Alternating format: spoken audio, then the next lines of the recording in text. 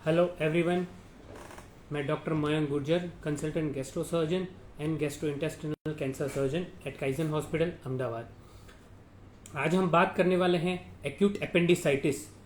वो एक most common surgical emergency है। सर्जिकल डिपार्टमेंट में सर्जरी करने वाले जो दर्दी आते हैं उसमें सबसे ज़्यादा कॉमन बीमारी है, तो आज हम उसके बारे में जानेंगे। अपेंडिक्स वो एक ऑर्गन है जो 6 to 7 सेंटीमीटर लंबा ट्यूबुलर स्ट्रक्चर है, जिसका एक एंड बंद है एंड दूसरा एंड अपनी बड़ी आंत में ओपन होता है। और अगर ये उसका एक ओपनिंग बड़ी आंत में होता है, अगर वो ओपनिंग बंद हो जाता है या अपेंडिक्स में इन्फेक्शन होता है तो उसकी दीवार, इसकी वॉल पे सूजन आ जाती है, तो उसे अपेंडिसाइटिस बोलते हैं। अब हम जानेंगे कि ये एक्यूट अपेंडिसाइटिस होने के कारण क्या है। अगर उसका एक ओपनिंग है जो अपनी बड़ी आंत में है, अगर वो ल्यूमेन ब्लॉक हो जाता है, अगर हमारा जो मॉड होता है, स्टूल होता है, अगर वो हार्ड होकर वहां पे उसको ल्यूमेन को ब्लॉकेज कर देता है, या कोई इन्फेक्शन की वजह से, सूजन आने की वजह से उसका ओपनिंग बंद हो जाता है, या कोई पैरासाइटिक इन्फेक्शन या कोई कैंसर की वजह से अगर वो ओपनिंग बंद हो जाता है, तो उसकी वजह से दर्दी को अपेंडिसाइटिस होता है। अब हम जानेंगे कि इसके सिम्टम्स क्या होते हैं।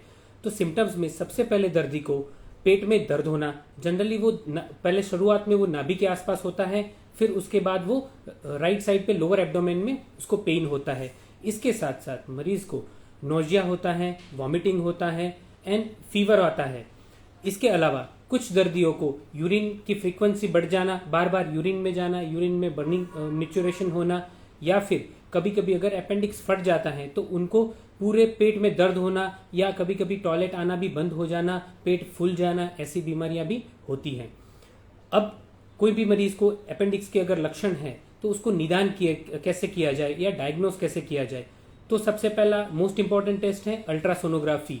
अल्ट्रासोनोग्राफी यानी यूएसजी एब्डोमेन, उसकी वजह से हम अपेंडिक्स का निदान कर सकते हैं। अपेंडिक्स के आसपास में अगर वो फट गया है कि नहीं है, या कुछ फंस गया है कि नहीं है, या फिर पेट में कहीं पे इन्फेक्शन फैला हुआ है कि नहीं, वो हम निदान कर सकते हैं। इसके साथ साथ हम जान सकते हैं कि अपनी किडनी में या किडनी की नली में भी कोई स्टोन है, क्योंकि उसके भी सिम्टम सेम अपेंडिक्स की तरह ही होते हैं। इसके अलावा हम दर्दी को अगर डायग्नोसिस कंफर्म नहीं हो पाता है सोनोग्राफी के द्वारा, या अगर कोई मरीज बड़ी उम्र का है जिसमें उनको हमें कैंसर का सस्पिशन है, तो हम उनको सिटी स्कैन एडवाइस करते हैं और सिटी स्कैन के उनका निदान हम कंफर्म कर सकते हैं। और इसके अलावा ब्लड टेस्ट में उनके इन्फेक्शन के काउंट भी बढ़ते हैं। अगर दर्दी को अपेंडिक्स अगर फट गया है और उसका पस पूरे एब्डोमेन में फैल गया हुआ है, तो उसकी वजह से किडनी पे भी इन्फेक्शन की असर होती है, तो हम उनका क्रिएटिनिन रिपोर्ट भी चेक करते हैं। अगर एक बार निदान अपना कंफर्म हो जाता है, तब उसके बाद इसकी ट्रीटमेंट कैसे किया जाए। तो ट्रीटमेंट में इनका दो तरह से ट्रीटमेंट किया जाता है। फर्स्ट इज कंजर्वेटिव मैनेजमेंट, यानी कि मरीज को दवाई से ठीक करना। दूसरी है कि ऑपरेशन से ठीक करना।